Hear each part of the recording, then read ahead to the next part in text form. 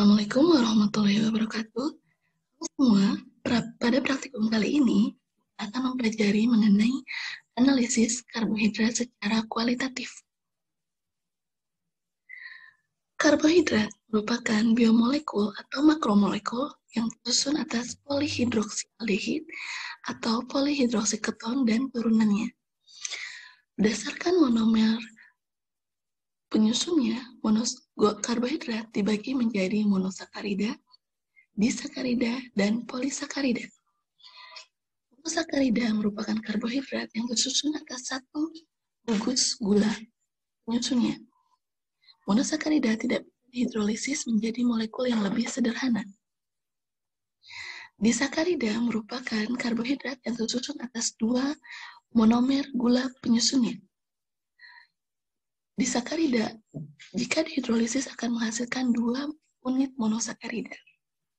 Polisakarida merupakan karbohidrat yang tersusun atas lebih dari 10 monomer gula penyusunnya.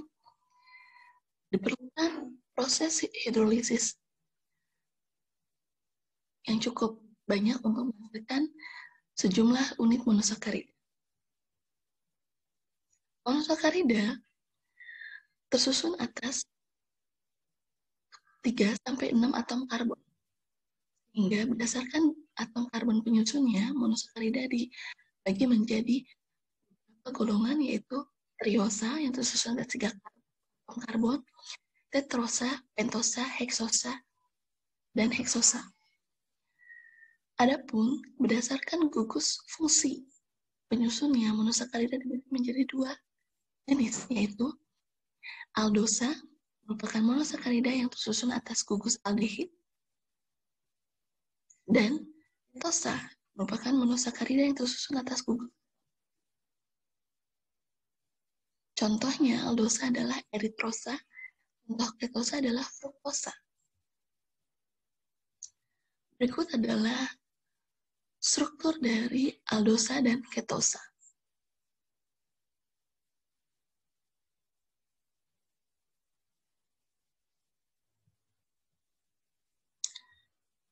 Adapun monosakarida dapat membentuk senyawa turunannya melalui beragam reaksi. Di antaranya oksidasi glukosa menghasilkan glukurona, gluconolacton, reduksi dari glukosa menghasilkan sorbitol, purifikasi dari glukosa menghasilkan glukosa 6-fosfat, epimerisasi dari glukosa menghasilkan gugus monosakarida lainnya, yaitu fruktosa dan manosa, serta pembentukan glikosida dengan membentuk alfa-metil glukosida dan reaksi lainnya. Adapun karbohidrat memiliki sifat sebagai preduksi, disebut dengan gula preduksi. Gugus aldehid atau gugus keton dari monosakarida atau dari karbohidrat yang bebas dapat mereduksi ion logam seperti Cu dan tembaga dalam larutan basah. Pada proses reduksi tersebut, monosakarida atau karbohidrat oksidasi membentuk suatu asam karboksil. Sifat reduksi dari karbohidrat dapat diidentifikasi melalui reaksi uji Benedict. Contoh karbohidrat yang memiliki sifat reduksi diantaranya adalah monosakarida dan disakarida, kecuali sukrosa. Berikut adalah reaksi dari reduksi ion logam Cu membentuk endapan Cu2O yang berwarna kuning atau merah. Disakarida tersusun atas 2 monosakarida. Ini adalah maltosa yang tersusun atas glukosa dan glukosa. Glukosa dan laktosa membentuk glukosa dan galaktosa membentuk laktosa. Glukosa dan fruktosa membentuk sukrosa. Adalah contoh dari struktur disakarida yang berupa sukrosa. yaitu tersusun atas fruktosa dan glukosa melalui ikatan alfa beta 1,2 glikosidik.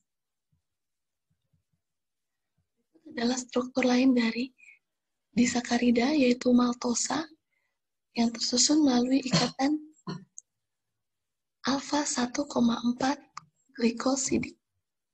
Dan laktosa yang tersusun atas laktosa dan glukosa melalui ikatan beta 1,4 glikosidik.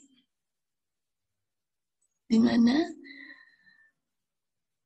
atom OH dari gugus karbon yang pertama dari galaktosa berikatan dengan atom OH dari gugus karbon yang keempat dari glukosa membentuk ikatan gliko.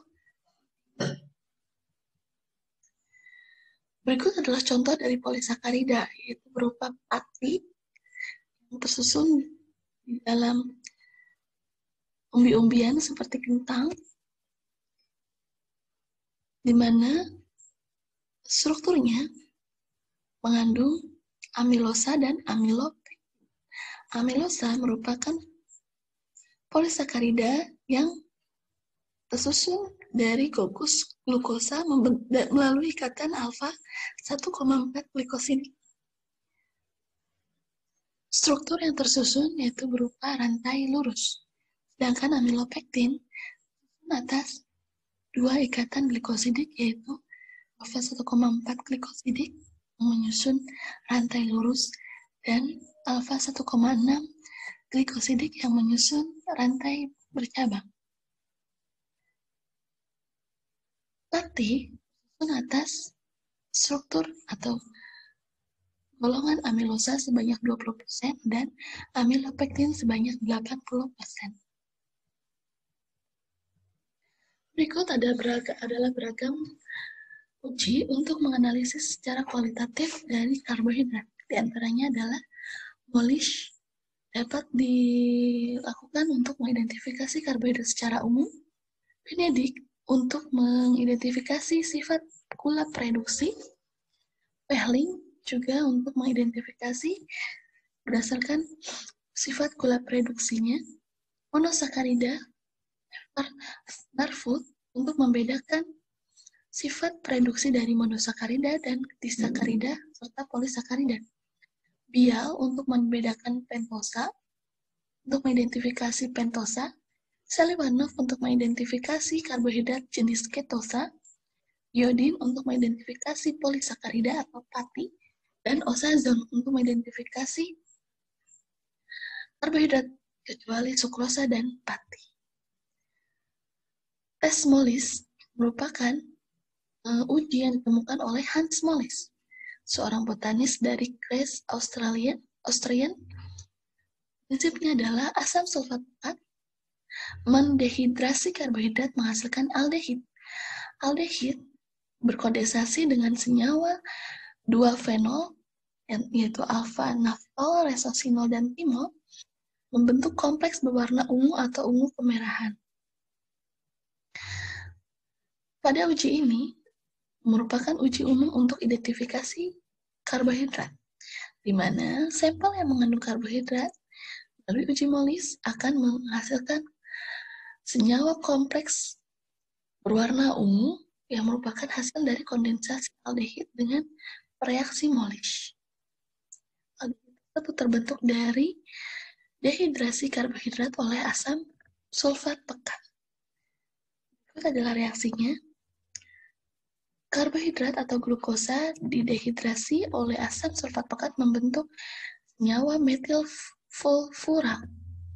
Senyawa metilfurfural ini atau aldehid furfural ini kemudian bereaksi dengan alfa naftol membentuk kompleks berwarna ungu.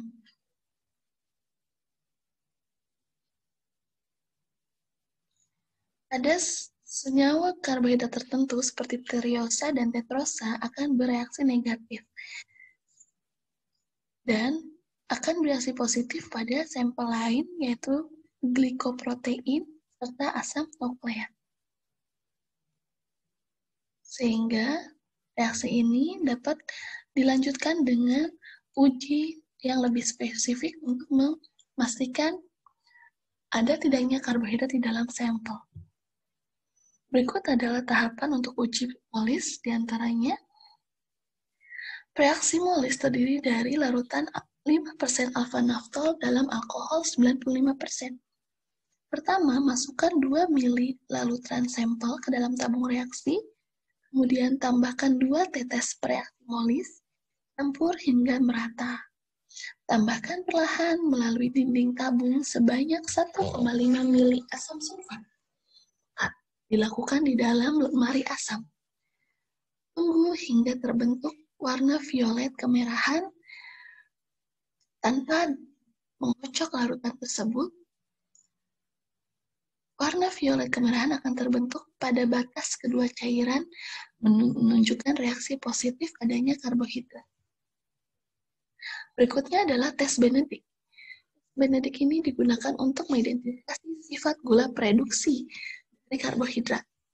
Dengan reaksi, aldosa dari karbohidrat akan mereduksi ion Cu yang terkandung di dalam reaksi Benedict, membentuk asam karboksilat dari karbohidrat yang teroksidasi dan membentuk endapan Cu2O dari ion tembaga atau ion Cu yang terreduksi. Endapan ini akan membentuk warna kuning kemerahan. Berikut adalah gambar reaksi Benedict sebelum karbohidrat sebelum bereaksi dengan Benedict, dan berikut adalah gambar larutan karbohidrat setelah bereaksi dengan reagen Benedict. Berikut adalah gambaran dari range warna yang dihasilkan dalam uji Benedict. Warna biru menunjukkan hasil negatif, hijau menunjukkan hasil positif dengan konsentrasi karbohidrat yang cukup rendah, kuning menunjukkan reaksi positif dengan konsentrasi karbohidrat 1000 hingga 1500 mg per desiliter, orange hingga merah bata menunjukkan reaksi adanya karbohidrat dengan konsentrasi 1500 hingga lebih dari 2000 mg per desiliter. Uji Benedict menggunakan reaksi Benedict yang mengandung kuprisulfat, natrium karbonat, dan natrium sitrat. Tahapannya adalah masukkan 2,5 mili reaksi Benedict ke dalam tabung reaksi, tambahkan 4 tetes larutan sampel, campur, dan didihkan selama 5 menit. Biarkan sampai menjadi dingin dan perhatikan warna yang terbentuk. Kita lihat apakah terbentuk endapan kupro atau Cu2O. Berikutnya adalah uji Barfoot. Uji Barfoot digunakan untuk membedakan sampel karbohidrat yang tersusun atas monosakarida atau disakarida. Reaksi Barfoot ini menggunakan asam lemah sehingga dapat membedakan reaktivitas atau reduktivitas antara monosakarida dan disakarida. Monosakarida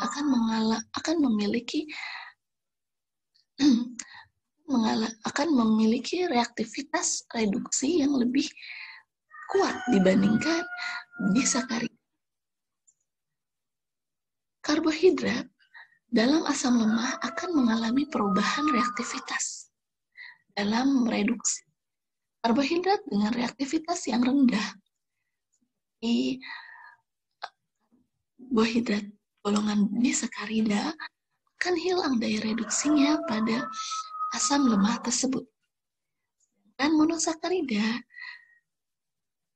akan bereaksi lebih cepat dibandingkan dengan disakarida karena memiliki reaktivitas reduksi yang lebih kuat. Adapun uji Barfoot, reaksinya adalah karbohidrat direaksikan dengan ion Cu dan air akan menghasilkan endapan Cu2. Berikut adalah hasil uji Barfoot, di mana sebelum bereaksi berwarna biru, setelah bereaksi terbentuk endapan Cu2O. Ion tes Barfoot menggunakan reaksi Barfoot yang mengandung kuprik asetat dalam asam asetat. Prosesnya yaitu masukkan 1 mili reaksi dan 1 mili sampel ke dalam tabung reaksi, panaskan larutan tersebut dalam air mendidih selama 3 menit dan dinginkan. Lalu masukkan 1 mili fosfomolibdat, kocok dan amati warna yang terjadi.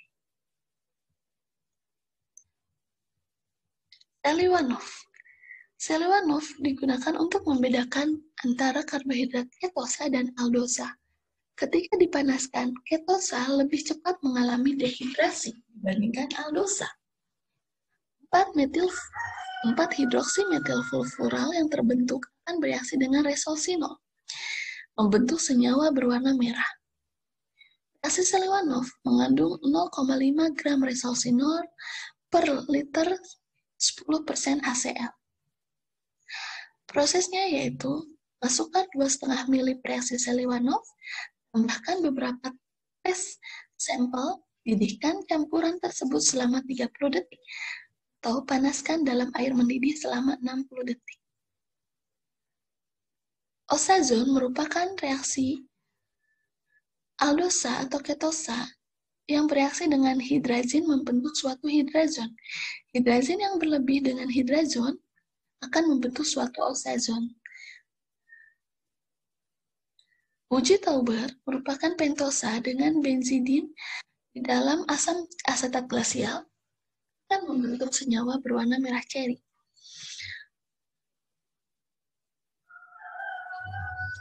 Prosesnya adalah masukkan 1 tetes larutan sampel dan 2 mili reaksi Tauber. Nah, larutan tersebut sampai mendidih.